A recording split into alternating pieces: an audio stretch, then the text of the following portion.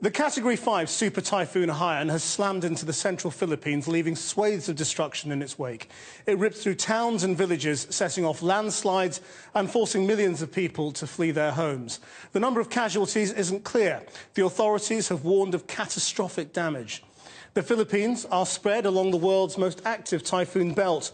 Plentiful supplies of warm water and moist air help create the energy that makes the superstorms.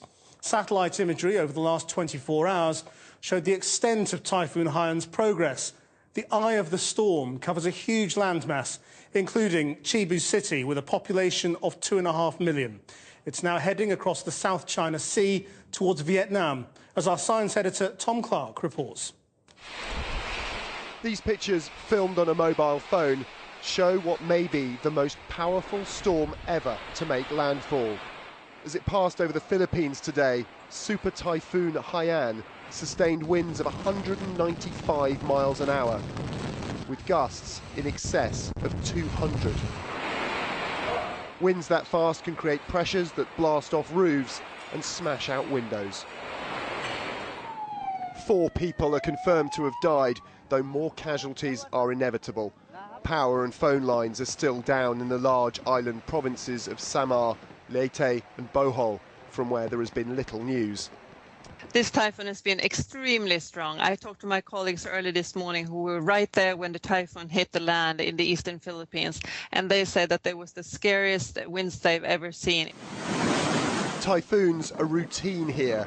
Haiyan is the 24th storm to hit this year. When the warnings came earlier this week, 1 million people evacuated in preparation. But the Philippines, nor anywhere else, has ever seen a storm of this ferocity. Its violence is invisible from the stillness of space, but the size of Haiyan is astonishing, bigger than Britain at its widest point. The storm has gone off the end of the Vorax scale, the international ranking of superstorms. It hit the Philippines harder than Hurricane Katrina. The winds whipped up colossal waves, flooding densely populated coastlines. I saw those big waves and immediately told my neighbours to flee. We thought it was a tsunami. This barge was blown firmly aground. Rather than stay aboard, the 15-member crew decided to swim for it. Somehow all of them made it to safety. It's expected most people will have evacuated the shorelines, but the destruction is complete.